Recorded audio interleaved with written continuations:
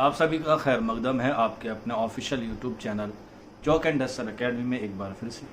उम्मीद है आप लोग खैर आफियत से होंगे और आज आप लोगों के सामने मैं रूबरू हूँ एक अहम टॉपिक के साथ। आज हम लोग बात करेंगे उत्तर प्रदेश यूपी टीजीटी इम्तिहान के बारे में और ख़ास तौर पर जो हमारा मजमून है या कह सकते हैं हमारा जो सब्जेक्ट है वो है हमारा उर्दू का जो इम्तिहान है वो आपका 3 जून 2026 को होने वाला है। सुबह की पाली में आपने अपना एडमिट कार्ड जो है वो डाउनलोड कर लिया होगा। आपने अपनी एडमिट कार्ड के साथ अपना जो एग्ज़ाम सेंटर है वो आपका जो है वो देख लिया होगा। हालांकि ज़्यादातर जो सेंटर हैं वो आपके होम डिस्ट्रिक्ट में ही जो है वो दिए गए हैं। ये जो है वो एक अच्छी बात है ताकि इतनी शदीद गर्मी में और तपती दोपहरी में जो है वो आपको ज़्यादा मशक्क़त का सामना ना करना पड़े।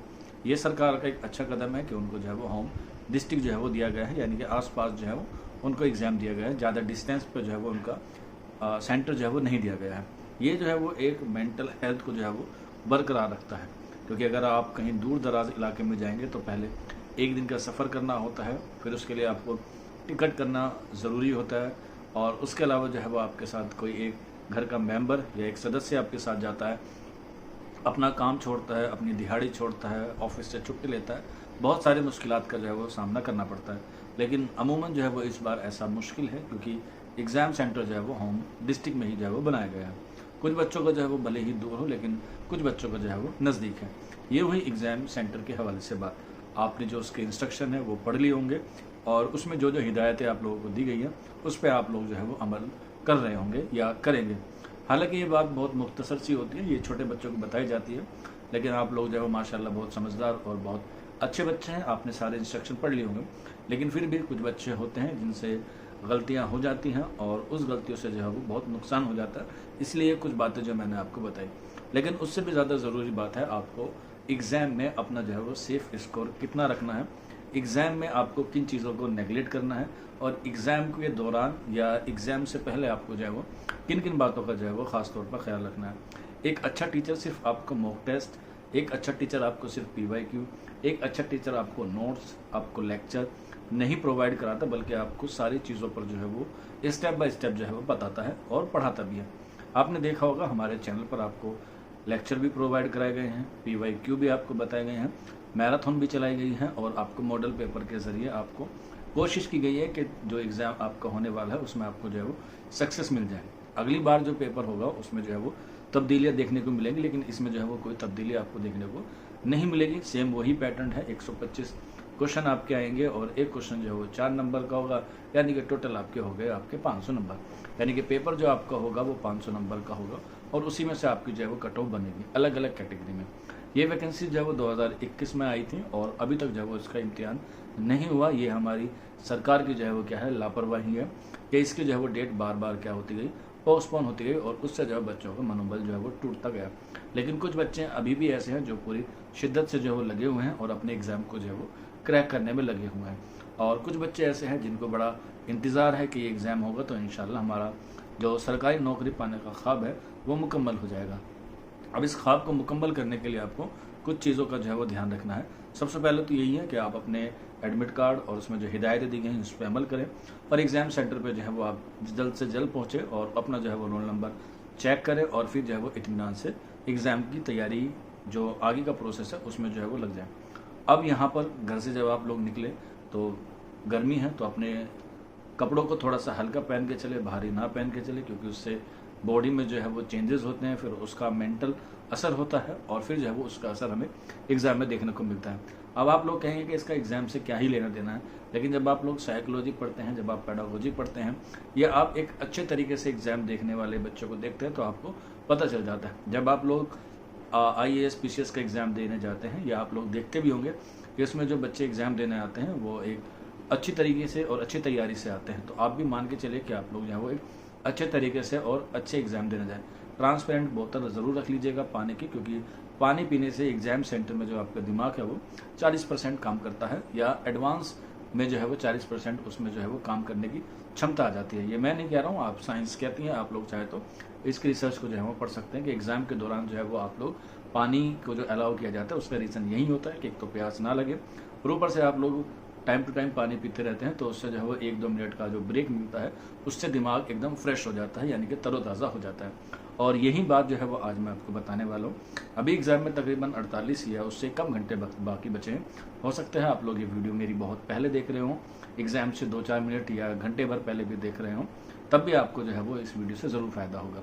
शेयर कीजिएगा ताकि उन बच्चों तक पहुँच जाए जो बच्चे अब तक जो है वो गलत तरीके से एग्ज़ाम देते हैं या गलत तरीके से जो वो एग्ज़ाम देने की सोच रहे हैं। तो सबसे पहले तो यही है कि आपने जितना आप अभी तक पढ़ लिया है, क्योंकि एग्ज़ाम से 24 आवर्स पहले यानी कि 24 घंटे पहले जो है वो इंसान को बंद कर देना चाहिए पढ़ना। ये वो तरीका है जो बहुत अच्छे लोग अपनाते हैं और बहुत समझदार लोग इस बात को जो है वो समझते भी है, क्योंकि समझदार और बुद्धिमान होना दोनों जो है वो अलग अलग बातें होती हैं।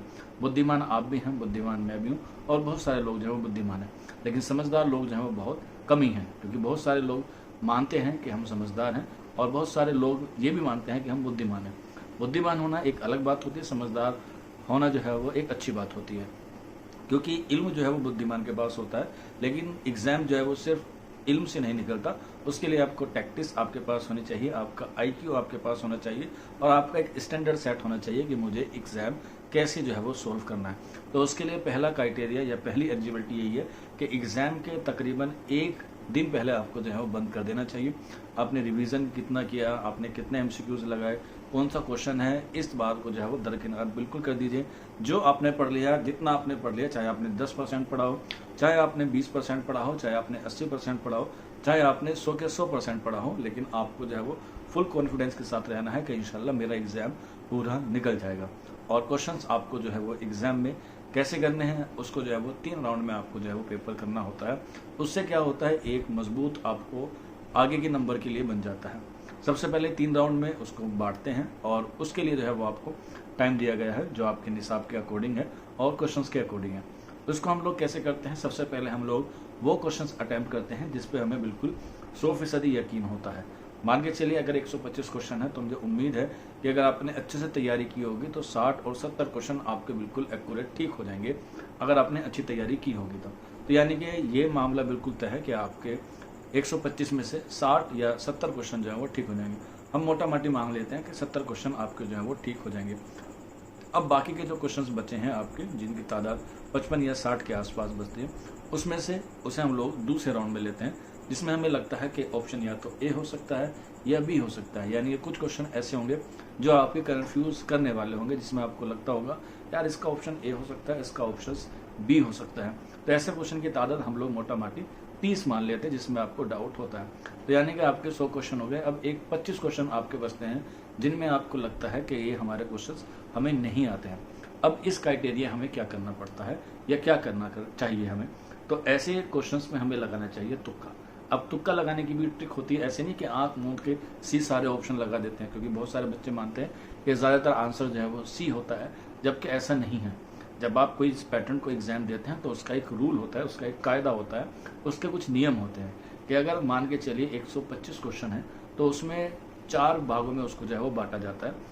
मोटा माटी मान के चलिए उसे हम लोग ओवरऑल मान लेते हैं कि 120 क्वेश्चन है, तो 120 क्वेश्चन को अगर हम लोग 4 भागों में बांटते हैं तो 30-30-30-30 करके आते हैं। तो ये रूल होता है कि 30 क्वेश्चन का आंसर A होगा, 30 क्वेश्चन का आंसर B होगा, 30 क्वेश्चन का आंसर C होगा और 30 क्वेश्चन का आंसर D होगा। ये बात आप लोग नोट कर लीजिएगा। जब ऑफिशियल आंसर E आएगी तब इस वीडियो पे आके आप लोग जो है वो कमेंट कर दीजिएगा कि हाँ सर ने जो बताया था वो बिल्कुल एक्यूरेट ठीक था। तो आपने अब जो 100 क्वेश्चन अटेम्प्ट कर लिए हैं उसमें आप देखिए कि सबसे कम ऑप्शंस आपने कौन सा फिल किया है। तो जो आपने सबसे कम क्वेश्चंस ऑप्शंस जो फिल किया होगा 125 क्वेश्चन के मैक्सिमम आंसर जो है वो उसमें आपको मिलेंगे। अब मान के चलिए 25 क्वेश्चन थे, 25 क्वेश्चन में आपने जो है वो 15 क्वेश्चन जो है वो ठीक हो गए, यानी कि 125 में से आपके जो है वो 115 क्वेश्चन जो है वो ठीक आ रहे हैं। कट कुटा के मान के चलिए 110 आपके जो है वो आ गए हैं, कुछ कंफ्यूजन में से जो है वो मान लेते हैं। तो अगर हम लोग पिछले साल की बात करें तो पिछले साल की जो UR की कट ऑफ है वो 117 क्वेश्चन पे थी, OBC की थोड़ी सी कम पे थी, 115 या 114 पे थी। वहाँ का जो टॉपर था OBC का वो जो है वो चौक एंड डस्टर अकेडमी से जो है वो तालीम याफ्ता था। आप लोग जाकर जो है वो यूट्यूब पे हमारी वीडियो देख सकते हैं। उस बच्चे की जो है वो रैंक कितनी थी, फर्स्ट थी OBC कैटेगरी में, ओवरऑल जो है वो 3 उसकी क्या थी रैंक थी। आप लोग देख सकते हैं हमारे यहाँ पे अभी भी वो वीडियोस जो है वो अवेलेबल है। और वो बच्चा JNU में भी उसने जो है वो टॉप किया था। तो वो बच्चा जो है वो बहुत मेहनती था, बलरामपुर से वो बच्चा था। तो आप लोगों को जो मैं बता रहा हूँ ये टैक्टिस हम लोग जो है वो उन बच्चों को ज़रूर शेयर करते हैं जो बच्चे अपने ख्वाब को मुकम्मल करते हैं। तो ये 2 बातें थी जो आपको बतानी थी। इसके अलावा एक बात और, क्योंकि दुनिया के साथ साथ हमें दीन का भी ख्याल जो है वो रखना है, क्योंकि मेहनत के साथ साथ हमें दुआ की भी ज़रूरत होती है। और आजकल देख रहे हैं कि इतनी गर्मियाँ पड़ रही हैं, इतना जो है वो मौसम गर्म हो रहा है, लोगों के पास पीने के लिए पानी नहीं है, अच्छा खाने के लिए जो है वो खाना नहीं है, और उसके अलावा और ज़रूरियात नहीं है। तो अगर आप इतने काबिल हैं कि लोगों की मदद कर सकें तो रिक्वेस्ट है कि एग्ज़ाम देने से पहले चंद रुपए या कुछ खाने के लिए या कुछ पीने के लिए ज़रूर गरीब की मदद करके निकलें, क्योंकि रास्ते में या एग्ज़ाम में आपके साथ कोई मुश्किल हो या कोई प्रॉब्लम हो, वो उस चीज़ से जो है वो दूर हो जाए, उसके ज़रिए जो है वो चीज़ें जो है वो दूर हो जाएँ। ये चीज़ें जो हैं वो ज़रूर इफ़ेक्ट करती हैं। मैं आपको जो है वो पर्सनली एक्सपीरियंस के साथ आपको ये बताने की कोशिश कर रहा हूँ। अपने माँ बाप की दुआ लीजिए, अपने उस्ताद की यहाँ पे दुआ लीजिए, क्योंकि दुआ भी जो है वो तकदीर बदल देती है। क्योंकि 99.9 जो है वो आपका क्या होता है, हार्डवर्क होता है, आपकी मेहनत होती है, लेकिन 1% जो है वो दुआ को भी उसमें ज़रूर से ज़रूर शरीक कीजिए, क्योंकि सब कुछ करने वाली जो ज़ात है वो अल्लाह की है, ईश्वर की है, भगवान की भी है। जिसको भी आप फॉलो करते हैं उसका भी जो है वो आपको आदर करना है, उससे भी आपकी जो है वो प्रार्थना करनी है। तो ये सारी चीज़ें हैं, आप इन पे फोकस करेंगे तो इंशाल्लाह आपका सिलेक्शन हो जाएगा। यहीं पर एक नेगेटिव पॉइंट भी है, बच्चे जो हैं वो दूसरे को देख के जो है वो अपनी स्ट्रैटेजी जो है वो चेंज कर देते हैं, यानी कि अपनी जो टेक्निक है वो चेंज कर देते हैं। कुछ बच्चे देखते हैं सफ़र में, बहुत लंबे सफ़र में किताब साथ रखते हैं और एग्ज़ाम में जाने से पहले गाइड खोल के या किताब खोल के या नोट्स खोल के पढ़ते रहते हैं, ऐसे पढ़ते हैं जैसे रोबोट। आपने फिल्म देखी हो, उसमें ऐसे चिंटी ऐसे बदल देता है, ऐसे पढ़ता है, तो वो एक फ़िल्म है, ये हकीकत है, उसमें ऐसा नहीं होता। अगर आप एंड मोमेंट पे आपने 10 क्वेश्चन भी कर लिए, लेकिन बाद के जो 100 क्वेश्चन है वो आपके छूट गए। क्यों? क्योंकि आपने माइंड को जो है वो रेस्ट नहीं दिया है, क्योंकि दिमाग भी एक मशीन है और मशीन को जो है वो थोड़े से आराम की ज़रूरत होती है। तो इसीलिए आप लोग एग्ज़ाम से 24 घंटा पहले जो है वो बिल्कुल किताब को बंद कर दें और दुआ करें, और उसके साथ साथ ये भी कोशिश करें कि जो मैं पढ़ के जा रहा हूँ या मैं जो पढ़ के भी जा रही हूँ उसमें जो है वो मुझे इंशाल्लाह कामयाबी हासिल होगी। और जो मैंने आपको बातें बताई हैं एग्ज़ाम के बाद या आंसर की के बाद, आप लोग जो है वो ज़रूर मुझे कमेंट बॉक्स में बताइएगा कि जो बातें मैंने बताई उस पर आपने कितना अमल किया और उसका जो है वो आपके एग्ज़ाम में कितना इफेक्ट आया। इसके साथ साथ एक बात और है, क्योंकि आपका जो एग्ज़ाम है वो OMR शीट में है, तो जाहिर सी बात है कि 3-4 गोले आपसे ज़रूर से ज़रूर गलत भरे जाएंगे। तो इसलिए जो है वो सबसे पहले आप लोग OMR शीट में ना भर के अपने पेपर पे टिक लगा लीजिएगा हल्का सा, चाहे तो पेंसिल का इस्तेमाल कर सकते हैं या पेन का भी इस्तेमाल कर सकते हैं, और फिर उसे जो है वो आप लोग भर के चलते हुए चलिएगा। जो मैंने आपको पैटर्न बताया कि जो सही हो पहले वो भर लीजिएगा और फिर उसके बाद जो है वो भर सकते हैं आगे के क्वेश्चन। इससे क्या होगा, क्वेश्चन सारे आप जो OMR होगी उस पर आप सर्कल कर पाएंगे और आपको जो है वो हबड़ दबड़ में जो है वो गलतियाँ भी नहीं होंगी। और ये हबड़ दबड़ क्यों नहीं होगी, क्योंकि आपका जो माइंड होगा वो बिल्कुल एकदम फ्रेश होगा, और एग्ज़ाम के लिए माइंड का फ्रेश होना जो है वो बहुत ज़रूरी है।